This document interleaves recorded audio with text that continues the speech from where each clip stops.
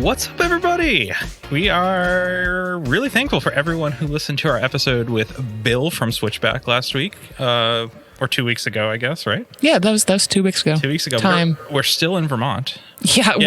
We haven't left, people. 6 weeks later. We live here now. Ryan's journey to become an Olympic skier has actually ceased. Oh. Yeah, he fell. Oh, that's right. Yeah, it's really sad. He was in traction for 3 days. Yeah. But Ryan has been studied by scientists all across the globe because he healed miraculously quickly.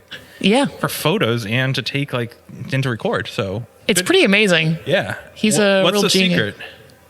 There is no secret. Oh. I'm just better than you. Wow. You just had to be Ryan. Yeah. There was Okay. there was something we were going to talk about. Oh, how I'm just gonna be on a hiatus because the new World of Warcraft expansion is gonna be coming out. Yeah. Right, right. Yeah. I'm see ya. Serious Bye. training going on there. Yeah. Are you excited for that? Oh, I'm super excited. If you were to pair the perfect beer with the perfect campaign, what would it be? It would just be beer and WoW. That's all you need. any kind of beer and lots of WoW. I hate that for you. I'd love that for me. I don't know what you're talking about. Yeah. Erica, where are we today? We are at Queen City. And we're still in Burlington, Vermont. We are. Yeah. Again. There's a theme haven't here left. going. Yeah, can you catch the theme? Yeah. We're adopted into this area now because we've been here for so long. Yeah, So, for sure. We're locals. Yeah. They know our coffee place. This is a very cool location. Yeah, it's very admittedly, nice. I've actually never been to Queen City or Well, you're fairly new. 2014. I mean, Fairly new. fairly. Okay. Yeah, we don't well, really I do just too don't much come here very often. In comparison with Switchback, maybe, I guess, right? Oh, yeah. Maybe that's what it is. Yeah. Yeah, well, there's that kind of boom that happened in the year 2009, at least in Vermont area. Yeah. Thanks, Magic Hat. No, I don't even know if that's really the reason. So we're here with Ben. Ben, what's up? What's up? Yeah, we took you away from Foamy Day. Oh, that's nice. Yeah. It's nice to have an assistant you can kind of parse that off on. Yeah. Definitely. Always have to love playing with the Clariphone. Oh, yeah. It's super fun. Phone parties are great. Yeah. Yeah. Especially when you drop the phone thing and then the cover cracks and then it's just broken. Oh, well, the cover will crack anyway. Yes, I mean, you were just 100%. going to buy that thing Yeah. every 6 months. Oh yeah, my family goes through probably a dozen of them in every 2 months. It's bad. You guys are Oh. just klutz, huh? No, they just suck. Oh, okay. Okay. Oh, man. We're calling them out, but they do suck. Yes. Yeah. Yeah, they 100% suck. Yeah, if someone could make a stainless one, I would totally buy it. Yeah, agreed. It'd be heavier. But then it would last forever, and then there goes the business. Yeah. Well, GW can't figure out how to make it fail. So, So what's up, Ben? How are you today? I'm doing great. Yeah. I'm very happy to have you guys here. We're very happy to And be you, here. you already look like locals decked out in all the flannel. Well, Exactly. We want to acclimate to the area. You should see what I typically wear. It's like a Speedo, and that's Nice. yeah. Just a banana. I heard it was very cold up here, and my Massachusetts blood is not warm enough for that. You know. No, I grew up in Massachusetts before I came here. Where? Haverhill. Oh, get the hell out! Yeah, so I was Oh, that's pretty close. 30 minutes north of Boston. Did you go to Haverhill High? I did. Not Whittier Tech. Nope. They make you make that choice in 8th grade. Yeah, What do they you do. want to Wow, do with the rest 8th of your life? grade. Tech school or public? I don't know. I want to hang out with my friends. Where are they going? What year did you graduate? 2006. Oh, 2006. Yep. Interesting. You might know some of the same people I know. We'll talk off there. Yeah, we'll have to figure that one out. Yeah. Haverhill's cool. Yeah. You go to the Tap a lot. So I actually live 10-minute walk from the Tap. Yeah. So that's Nice. the place that I'll usually go down and try to grab a beer. But at the same time, I don't really want to see too many people from there. Yeah, there's still a lot of people probably that you know from that area. That, Oh, yeah. Townie's a real term there. No, yeah. It's a real If thing. you escape, you've already made it in life. They defined the term. Yeah. All right. Well, so how did you get to Vermont? So I came up here to go to Champlain College in 2006. Another Champlain College person. Huh? Yeah, we get a lot of us. Yeah. When do you go see I'd say, did you meet Amy? Do you know Amy Amy? from Marketing Switchback? from Switchback. She went to Champlain as well. Maybe No, not. I don't- I don't know. I don't Just know her at this connecting point. dots, I know, maybe I didn't drink with her enough. making stuff up. Burlington's big, but not that. It's not that small. Yeah. Okay. So I came up here in 2006 for college. I was going to be a videographer, sound technician. That's what I was studying. But really, I just wanted to come up here, smoke weed, and go snowboard.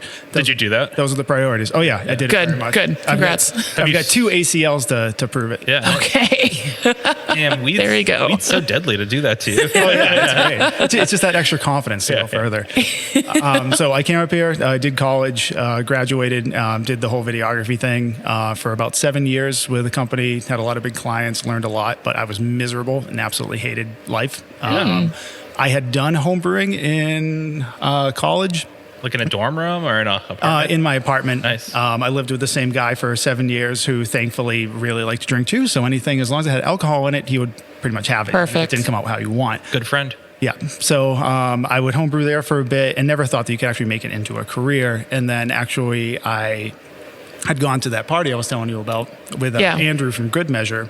And he was really upping his homebrew game at the time, where it still wasn't, I guess, like super popular, as popular as it is now. And he had made like 5 different types of beer, all that he made himself, serving out of like pumpkins and things like that. And it really just got me like jazzed in the idea that like you could do this in your house. I tried to keep that in the back of my mind for a while. And when I quit my job, I lived in a van for 2 months and traveled across the U.S. Oh, cool. And how Steve-O of you. Yeah, very much. So I came back and I did landscaping for a bit, and I was like, I want to work. It was actually here. I was like, I want to work at Queen City because the main bartender, Jason, him and I have been playing death metal together since 2009. All right. So this is like one of his dads is one of the investors. So I kept pestering them. They never really needed any help. I had a Canadian brewery come down here and try to start up by the name of Farnham Ale and Lager. And I threw everything I had at it and faked it till I made it with them. I was one of 2 employees. I knew nothing about beer outside of homebrewing, which was all wrong things, and none of that actually transfers over to the professional world. And so I took on a lot of responsibility and made a lot of mistakes and learned a lot of things. And I eventually left that company. And I came over here for a beer in 2016 after a year with Farnham. And the head brewer at the time, Lillian, needed an assistant because Paul, the other owner, was like mid-50s and throwing out his back and couldn't do it. So I stepped in, and I've been with them since about October 18th of 2016. Nice. So almost like 7 years at this point, 6 years. Nice. And are you still assistant brewer or head brewer now? I'm head brewer now. Nice. Yeah, I took over last year. Lillian and her partner actually started a Freak Folk Brewing Company, which is down very in cool. Waterbury, and they're doing a lot of awesome stuff. Oh, so we've heard good things. Yeah. So obviously being in college, you fall in love with beer, but maybe not the best beer, but being up here, there's a lot of good beer, especially where you were. What was that beer that you were like, fuck, I love beer? Honestly, Magic Hat. Yeah. Number 9. When you would go to, it's kind of tough to explain because it seems so foreign of an idea now. You'd go down to the tap room on Bartlett Bay, which Zero Gravity has since acquired, which is where they're doing a lot of their production. And all their samples were free. Yeah. And you could have as many as you wanted. Yeah. So we used to go down and go light to dark, dark to light, and back over there. And then you could mix a couple. And as long as you were tipping the bartender, like they didn't care. Yeah. But the main thing about it was that the growlers at the time were these big glass, clear glass orbs. And from someone that grew up drinking Keystone in high school, you move over to this, or Boston Lager or something like that, and you just see this big orb of color. And it was just like this like magic potion type thing. Yeah. And of course that was Magic Hat shtick. It was like, we're Wacky Hat and like we're making potions and all the shit.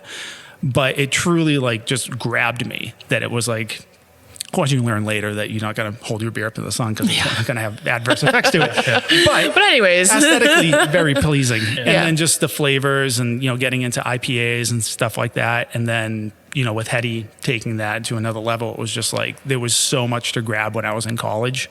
Yeah. And you ended up drinking some of the heavy hitters because it was about the time there was like the IBU wars and people were just making like doubles, but they were like pine doubles that were like 9% and pretty rugged. Yeah, now breweries don't even put IBUs on their board right? anymore. No. What are IBUs? No, we still do because we got a lot of old people here. But. Yeah. So tell us what's Queen City all about? Queen City is all about doing traditional style beers. The old saying or logo for this place that thankfully we got rid of was world-class beer without the jet lag, because world-class beer. The owners are they're all scientists or ex-scientists because it's their retirement plan, and they used to travel a lot. So they would go overseas, and this was back in the 90s when you didn't really have a lot of good beer available to Americans at the time.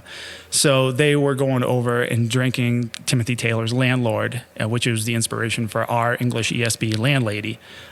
They were going over to Germany and having, a proper Pils or a really nice Helles or a Dunkel, and they wanted to produce that here. And Paul had been a home brewer for a long time, so they're all his recipes that he's been working on since literally like 93, 94.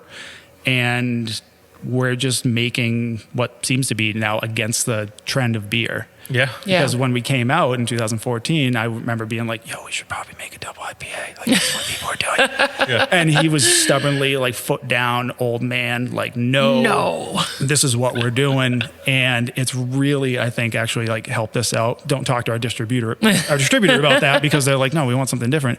But the taproom experience here is like we can just provide all different styles of beers, and we have one IPA on tap. And I think we have like 17 beers total at the moment. I think the porter's off, so maybe 16. But there's one IPA, so we're very different. That's crazy. That's definitely one of the first breweries, I think. In this area? In this area, but like in general, there's really not many breweries that have only one IPA, and that's like their thing. Like, and it's an English IPA, so it's more like a pale ale. by today's right? standards. That's crazy. Like, it's not even like a hazy, hoppy thing. That's cool. So we do have people come in and they're like, what are your 4 best IPAs? And like, well, we have one. And they're like, all right, well, I don't want anything. And we're like, all right, we'll go see our friends across the street then. Yeah. That's fine. That's cool. Yeah, so across the street, Zero Gravity. It's very Portland, Maine. Yeah. Kind of feeling to us. Maybe it's a Burlington, Vermont thing, There you actually. go. You know. Portland, Maine, Portland, Oregon. Yeah, it's like Boulder. It's all trading the same people. So, competition, does it exist? Competition definitely exists if you're trying to compete for certain areas. If you're going for shelf space, or if you're just trying to make another IPA to grab that tap handle, that's where you're going to be fighting for people. Yeah. If you find your niche and you stick with it, Vermonters, just like a lot of other people, they're trying to like stay a lot more local, or really like, if you have enough good product in your area, you don't really need to go find all these other like, bigger breweries. And right now in Vermont, I feel like everyone's brew game is pretty up there. Yeah. So everyone's kind of carved out their niche. And if you're not making good beer at this point, it's people who have... They know. Yeah. They're just not going there. You actually have real educated beer drinkers, not ones that are on Instagram and Reddit. Yeah, we don't have hype beer. I mean, people come up There here is that are hype. Come beer on. drinkers. There is hype beer. There's definitely hype. But we're in palate fatigue mode in Vermont right now. Are you? Yeah. Where a lot of people are coming back to a lot more easy drinking things. Like you were just at Switchback. Like Switchback is still like a pretty staple beer. They're ale. Yeah. Because you can have a couple of them, and you can have them with dinner, and you can still taste stuff afterwards. Yeah.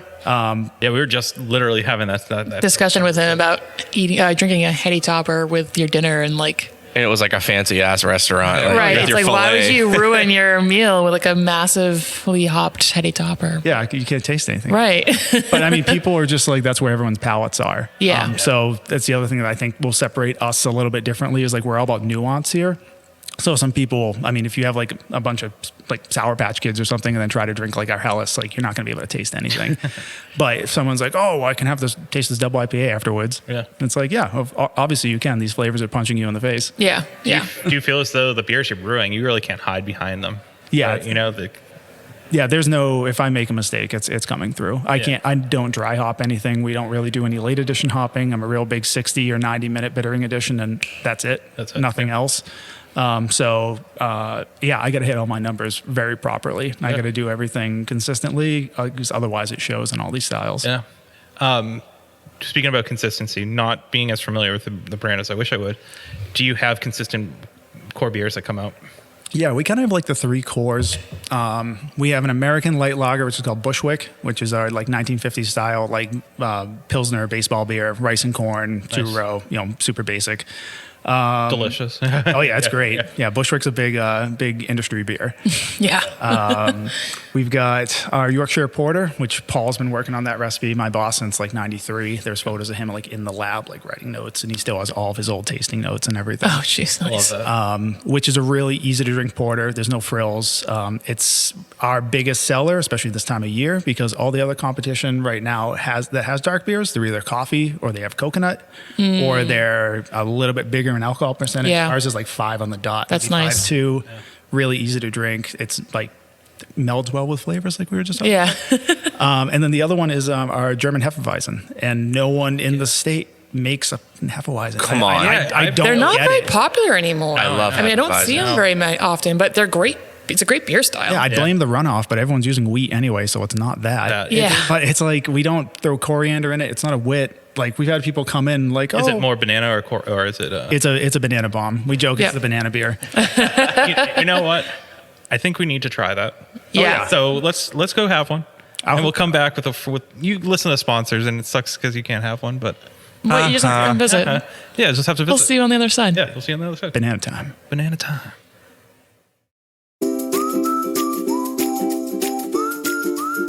At our local homebrew shop, Beer and Wine Hobby, you can get everything you need to make beer, wine, cider, cheese, and more. Not sure where to start? They have knowledgeable staff there to help. Beer and Wine Hobby is family owned and located in Danvers, Massachusetts. Visit their website, beer-wine.com, and use our promo code BREWROOTS for 10% off your online order today.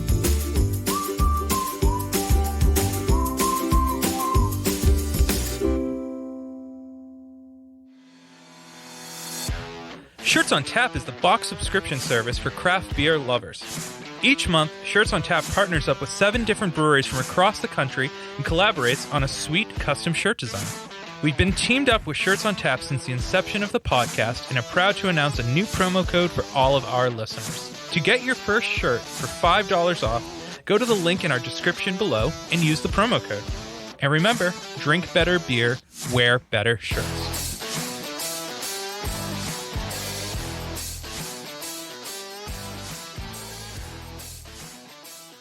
All right, so we all have got some Heffy poos.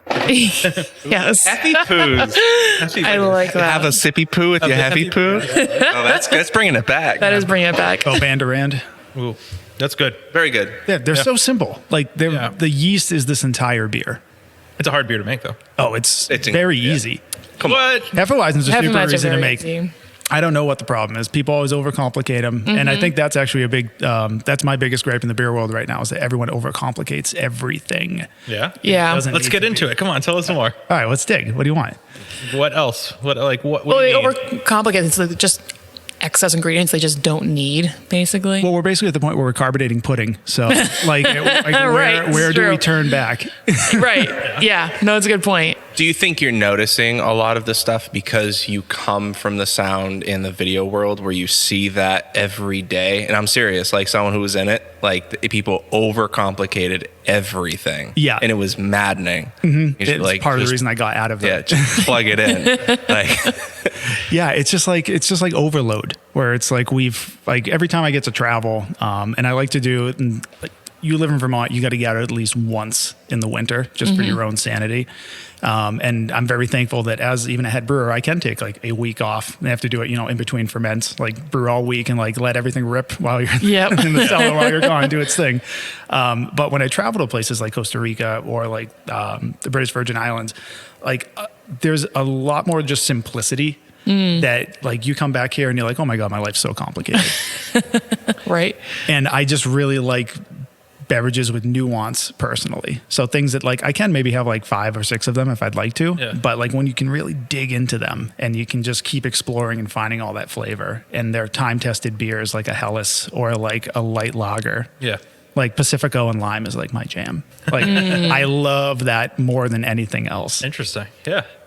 So people are overcomplicating beer. I completely agree. Yeah, totally agree. We see a beer that's all, I think it's gross, the slushy beer. I think that's absolutely gross. Oh yeah.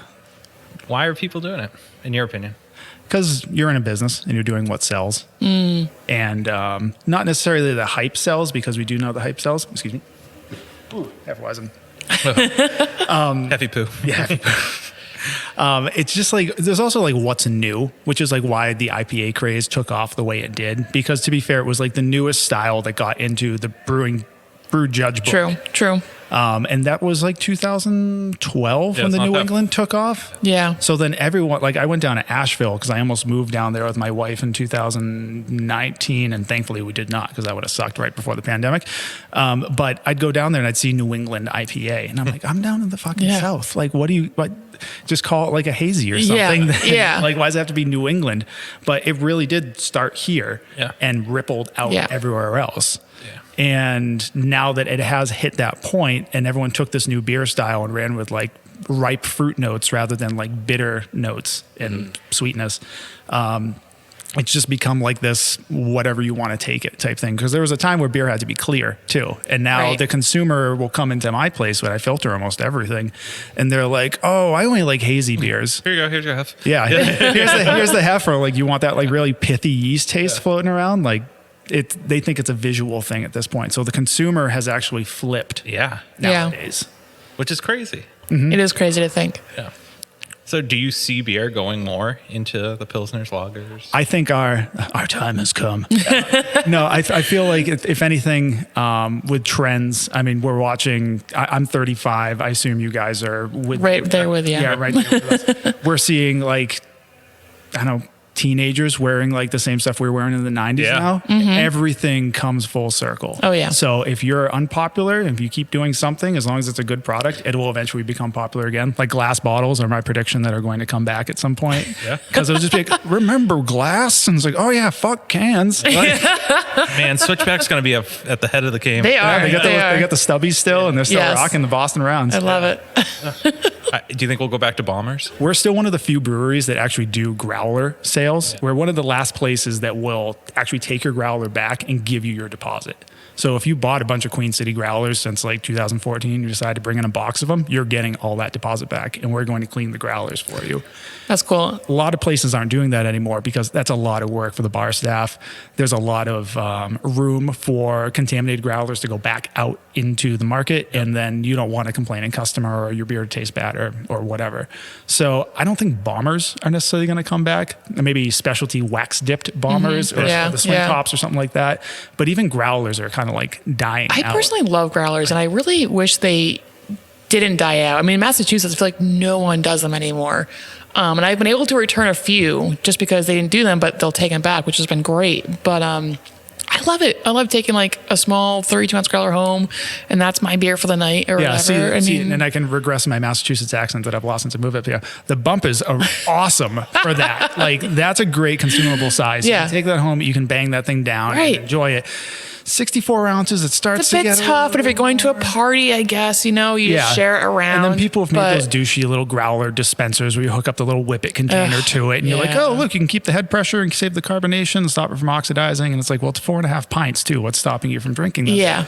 Nerd.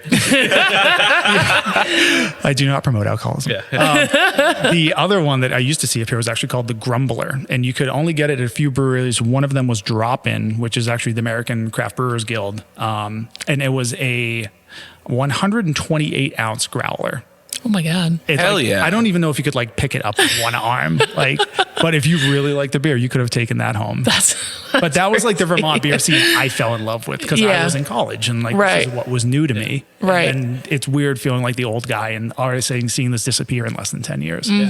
Yeah, Just- for sure. Does like the not changing of the guards, but like the new scene, does it frustrate you a little bit? No, the people that are in the scene, I'm honestly more happy for them. Like we had that whole like Instagram Me Too movement type thing that happened. Sure. And I think that was honestly really good for the industry because it was a douchey boys club, and toxic masculinity is like one of the shittiest things we have to deal with nowadays, period, across the planet. So I think people that are getting in the industry are getting into it in a safer position, and maybe their wages are going to be higher. Maybe there's going to be more protection against a lot of the negativity that some of us had seen, because like my time at Farnham was like, I can't say enough bad things about that owner. Like I really, really can't. Yeah. But you put up with it because you think that's just what you do. A, that's Price what of it admission. is. Yeah. I want to get into the industry. This is just the shit I got to deal with and eat. And Yeah. it's honestly, it should never be that terrible. case. Yeah. So the new guard doesn't bother me at all. I'm really stoked for them and that they get to play in this space. And like the fact that my coworker is in his mid 20s and I get to think about where I was at that position, and he just like moved in an apartment with his girlfriend, and like I want to give him there's a good saying that I grew up with or discovered recently. Excuse me. Two different things. Way two different things. And that's be the person that you wanted to be, or be the person that you needed when you were younger. It's a good one. And I'm trying to take all the negativity that I dealt with professionally in all my positions and not be that, and try to be a good boss and Yep. try to instill these good practices and good behaviors. Be better. Yeah. And not just be like a drunk asshole that like yells at you and expects you to do all the work. Yeah. Yeah. Oh, is that what happened at the previous? No, the other guy, the owner didn't even drink. He just thought beer was cool. He'd walk around drinking muscle milk. Oh, that's not He's cool. one of those guys. Yeah, he was lame. Oh, that's He's lame. super lame.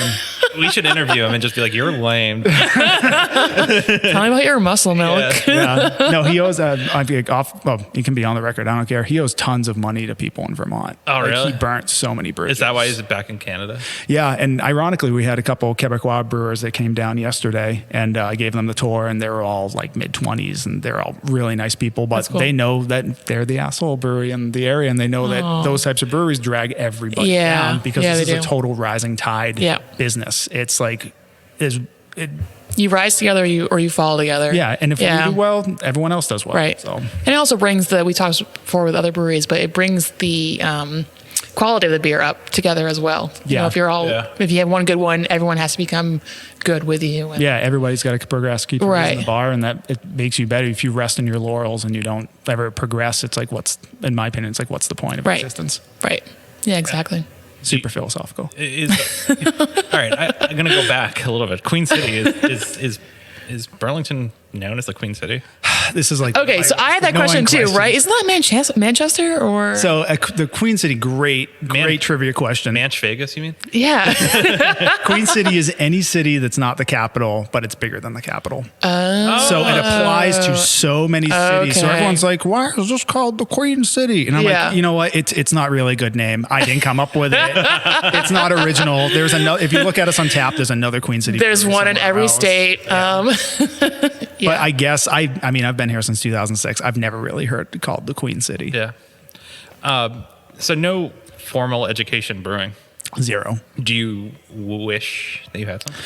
I think in the same way that I've been playing guitar since I was in 7th grade, so like over 25 years, and I wish I had like music training in the same way that I wish I had like professional beer training. Like I learned, I think the best way to learn is by doing. It's like you have I went to college too, but you go to college and unless you actually touch something with your hands, the book didn't teach you anything. Right. It taught you like concept. The concept of it, but you don't know how to troubleshoot or like how to touch anything that's tangible or tactile. So I wish I knew some stuff more on the cellular level. My boss has his PhD in organic chemistry. So like a lot of like any question I could be like, "Hey Paul, like what's going on here?" And he can break it down for me. But stuff like water treatment, yeast viability, not just cell counting, but like why, for instance, like I get so much more cropping with this yeast or another yeast, or why this pitch happened to be faster or vice versa. I wish I knew more of that back end to it. But in this industry, you've got to be a plumber, an electrician. I came from the marketing, videography world, so I got all that. I got the technology backing. So there's only like so much that you can fit in your head too. Yeah. And when my position here as a head brewer, I've got to wear so many hats that I know my process. I know if I do things my way in my facility with my equipment, I yield this result. So I can... That's kind of good enough. That's yeah. And that's honestly, it's like kind of how everyone brewed up until the invention of the hydrometer. Yeah, everyone just kind of like pretty much figured out how it worked. Pretty sure it's done now. Let's pray you don't die. There. Yeah, everything's good. Yeah. What about like innovation? Like that's a new term in the industry. I feel like innovation brewer, but like R&D and doing stuff like that here. I guess in terms of like speeding up your production day or streamlining that. No, just like new beers that you want to make. Recipes and things. Development. Yeah. Currently, honestly, I have so many recipes that I'm still digging through that my boss has made that I can just keep taking these and tweaking them. So we're not really doing too much new recipe development. It's like if you're crafting like a new lager, for instance, like I'm going to be working on a Dortmunder export at some point. And you really just start off by looking at your percentages and what's going to be your grist makeup. And then I'll do like a normal 5-gallon like pilot batch and just test it out there. I don't really know of any other like innovation in terms of like equipment that I could use to maybe like maximize hop utilization or something like that.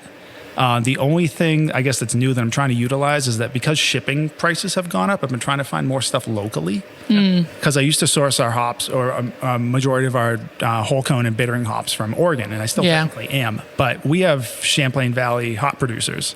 Right in Starksboro. It's like 20 minutes down the road. Yeah. And they're cranking out, now that they're in like their 5th year, they got their stride going. Oh, yeah. So they have so many varieties, and while they might be more per pound, I'm not paying like $100 for shipping. Right. Kind of evens out. So it balances out, and I'd like to like get more locally anyway. Yeah. So That's the Vermont way, kind of. yeah, the very Vermont way. But that's the only thing I can think of for like innovation. Yeah. Because we're very much, I joke it's Queen City Brewery. It's a very like, it's an old style brewery, and that's part of the charm of Yeah. it. So I don't see Definitely. it like, I see it kind of like being like the old like 60s truck that you just keep going. Yeah. I mean, you're one of the few breweries that has a bar. Oh yeah. Yeah. Yeah, like a bar. Yeah. It is a very old, like dig your forearms into mahogany rich wood bar. Now, do you have regulars? Oh yeah. Yeah, this is a big regular. I love bar. that. Yeah. Yeah, big Those neighborhood are my brewery. favorite to come, like especially like just go there on like a Tuesday night at a place that has all those kind of regulars and Hey, man. not be a regular Yeah, though, yeah. and just kind of sit there and take all that in. It's like, it's so cool. I Yeah, love it. there's so many great people in this Yeah. neighborhood too, and I've definitely made a lot of friends with the regulars here. That's awesome. But it is definitely a cheers environment Yeah. for sure, for better or for worse. Everyone Definitely. knows your name. Yeah, Right, exactly. right. All right. We got to take a quick one. What we were you do. going to say? What were you going to say there? I had a quick question, but we can take it. Yeah, we should take it on the other end. Okay, we can take it on the other end. Anticipation is hype. What's it gonna be, you We're guys? building hype. I love it. I can hear the Spread that paper. I can hear the cash coming in. or whatever. I don't know. Hype. What Hype. do people hype, say these hype. days? That's fire. Go. Are you a solo artist, band, podcaster, or anyone else who needs recording services? Well, we got a place for you where your vision can become a reality. Welcome to Small Pond Studios, built by hand with heart and sweat equity by musicians for musicians. Go to smallpondstudios.io to reach out to get more information. And make sure you let them know that Brute sent you.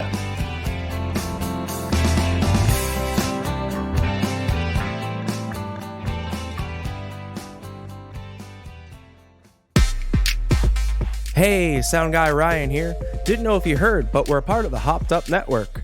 There you'll find other informative podcasts about beer. So go ahead, follow them on social media, and visit them on their website, hoppedupnetwork.com, to learn more about the people, beer, and breweries from around the country.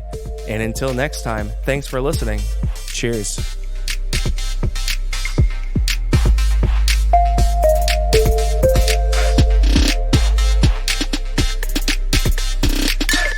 All right, the hype train has pulled into the station. Just like a Ready? choo choo. Yeah, we're ready. Yeah, Ryan, you should add and post like a train sound. Or not. It's more like a woo woo. Yeah. Oh, that's like a juggalo. Either way. That's a whoop whoop. Yeah, you are from Haverhill. So are Family. you? Yeah. What's your favorite flavor? Fago. No, just kidding. Motherfucking moon mist. Yeah, moon That sounds about right. yeah, that's about right. All right, Erica. That's cool. Hype train. I feel like you really hyped this up. It's not that crazy of a question. Oh God. What's your favorite ICP? Crash song? and burn? No, so just going to talk about filtering, I guess. You know, there's a lot of people who just say filtering is not needed. You know, why filter? You guys are filtering though. Do you filter? You filter everything. Just about, especially Okay. if anything I'm going to put in a can for just shelf stability, because I definitely have seen re-fermentation, especially with our British ale yeast, which is weird. You don't see it Yeah. with the hef yeast. That is interesting. You can just like keep that beer dirty as possible and send it to a can. And it's like, yo, I'm cool on the shelf for like 6 months, like no problems.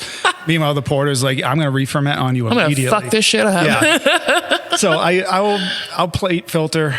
We get a lot of loss with the plate filter. Yeah. But it's just also like the equipment we have at the time too. So it's not broken. Don't fix it. It could Yeah. work more optimally. But I find with some of the house yeast that we use, it does leave like a pithy flavor. And so as much as I'd love to do spunding and let stuff drop out naturally, I don't Yeah. always have the time for that as well. Okay, sure. So the plate filter has been what I was trained on here, and it's kind of been our workhorse. Yeah. I do think that we have gotten to a point in beer, though, where people are expecting haze just for aesthetics, and Yeah. they don't really understand what it might actually do to flavor. Right. And that's just because of the haze craze that we're on currently. And that's just what the consumer has like come to know. Because if you got into beer late, or you got into it in the past like couple of 5 years, years, everything yeah. is dark, or Yeah. it has like this dope like. I don't know if it's like a late fruited sour or something. It looks like something on Nickelodeon Studios. Like it's a cool color. Like I'm not. It's a Right. You Right. made gack. yeah. Oh, We're talking about God. carbonating pudding. It's carbonating gack. Yeah. So I think people they look with their. It's like shopping for a wine label or something. You look with your eyes. So if people see clear beer, they kind of go, "Oh, is this like old beer? Like is this like an old style? Things beer? have settled out, right? Or even just like is this like something my dad would have drank? Yeah, yeah. Bud Light, yeah. Yeah, exactly. And it's Don't like, want to be my dad. Yeah. Ew. but I really think that's what it is. I think that people see haze now and think that beer is supposed to be hazy. Yeah. So on a place that does like a mainly like lager heavy menu like myself, it's like, no, none of these are supposed to be hazy at all. And if they are, I seriously messed up somewhere along the line, and you should not tell me I did a good job. So then how do you deal with that when a customer comes in and are like, what are these styles? Like, this beer is clear. Like, I've never had these. Like, how do you treat that customer? You try to educate, and our bartenders do a really good job at that. They have the patience of a saint. Right, seriously. But I mean, unfortunately, it does kind of affect us negatively when we're not cranking out, like I said, like a late fruit goza that's like done with blackberries. So it's like this gorgeous color, or we have like these super hazy orange juice IPAs. And some people are coming to Vermont and like, that's what they're expecting. And like, I totally get it. Like, that's fine. Yeah. That's just not what we're about. And when we have places on Pine Street, like on the road that we're located on, Zero Gravity, just across the street. Right. Yeah, we got the crosswalk. Thankfully, that got put in. We got switchback down the road. Foam is all the way down at the waterfront. Vermont Pub and Brewers right there. Flatbread, like I talked about. Citizen Cider's right down the road too. Yeah. Foam and Zero Gravity, those are going to be those two big players that everyone really knows about. So they come up here and they expect that style beer. And then we're over here filling in this back end niche of almost like a Land Before Time, like what people forgot. And you know what's so funny? When I think, not to change subject, but when I think of Zero Gravity, I think like Green State Lager. And I'm like, it's like so good. Yeah, the power of marketing. Yeah, exactly. People, so that's actually something, you bring that up. When I went down to Asheville area, or actually it was the Outer Banks, another part of North Carolina. There's a brewery down there called Weeping Radish, and Weeping Radish is the oldest brewery, I think, in North Carolina. Guy is very old. I can't remember his name either. Makes a lot of traditional German stuff. He's been making a Kolsch since the 90s. Never really sold too well. Fucking phenomenal Kolsch. As soon as he called it the OBX ale, it sold like crazy. So of course. It's kind of like, I've always said that Vermont is one of the only states that has its own marketing behind it. You don't like, you have like California wines and like Wisconsin cheeses and stuff like that. But literally you can say like chair made in Vermont, and someone immediately thinks of this old fucking like flannel and is like, this old guy in his flannel sitting in his garage, like whittling away at this chair. And it just kind of like brings on this like idea. So like Green State Lager, beautiful marketing behind that. Oh, literally. Yeah. It's like, you come to Green Mountains, what are you going to drink? Oh, give me a Green State. Yeah. Like it's perfect. Exactly. Yeah. Well, that's great. Yeah. So I don't even know where we were at before that, but lagers are great. We love lagers. We're talking about filtering lagers and talking about the consumers and getting used to the haze craze and like where we sit inside of that. And I was saying it is a turnoff for some people, but like I was saying, I think right now we're in a big phase of palate fatigue with the consumer because everything is really big, and honestly, everything kind of tastes the same. Yeah. Everyone's making an amazing product, but all those products, unless you are really like a hophead and you're really going to differentiate between like, oh, you use cashmere instead of Sabro. It's like not a coconut like lotion bomb. Like, like that's really, or you're going to do, we're going to get into like, I mean, I'm a huge consumer of cannabis, and like, we're going to get into like the terpenes or like what it's so like. dank. And it's like, guys, it's like, it all tastes the same. It's like, give it a break a little bit. So how do you market your beer? I guess, like, how do you sell a lager? What's funny is that I've complained about this a lot, and we don't have any marketing. We don't have a salesperson. Isn't that supposed to be you? It's kind of. That's why he's on the podcast. When I blew out my ACL the second time, I couldn't brew, and I was assistant brewer at the time. So I was like, all right, well, let me do sales. Sure. Because I'm just very much a person where I'm like, all right, well, I need to contribute something. Yeah. If I'm selling the payroll. So I went downtown. I became the salesperson. Yeah. But we don't have a salesperson. We let like the distributor, the distributor's got a huge portfolio though. So they're not going to like champion our brand over everybody else's. Right. It's really word of mouth. It's a big like, I think it's a really big industry brewery because we get a lot of bartenders on their either before their shifts or after their shifts, showing up for a pint. People coming by, like a lot of the Ironheart mobile cannon guys, they come here to hang out. And they'll get wings or pizza from up front, and then they'll come drink beer in the back. And your regulars, I guess. Oh yeah, and they become regulars, and our place is really word of mouth because it's like we're not going anywhere. It's like the way the business is positioned, it's like, the owners want to make money, but it's like, it's really it's just a fun retirement thing. And I steer in the boat. Like, they don't have to do anything but come in and be like, hey, how's it taste? I'm like, oh, this was good. So like, that's kind of the best owners. They don't have like the desire to like take over the East Coast with like this one beer. Sure. There's not one marketing team being like, if you did a lager, but you put glitter in it, it might sell.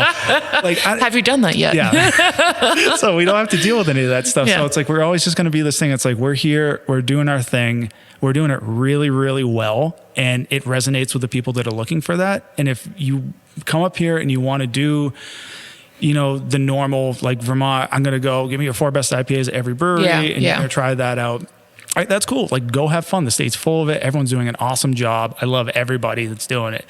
If you want, like, basically the tour of like all the other styles of beer that no one else is making, like, we've got it here. And we're still one of the few places that does flights as well. You can come run the gauntlet, and you can put like 4 flight paddles in front of you, and like, you can, challenge accepted. You can legit like try all there is to offer with beer, and not just like 1 barrel-aged stout and then like 5 IPAs and then maybe like, I don't know, a very late hopped Pilsner, which at that point is like an India Pale kettle sour. Yeah. It's funny they said it like that.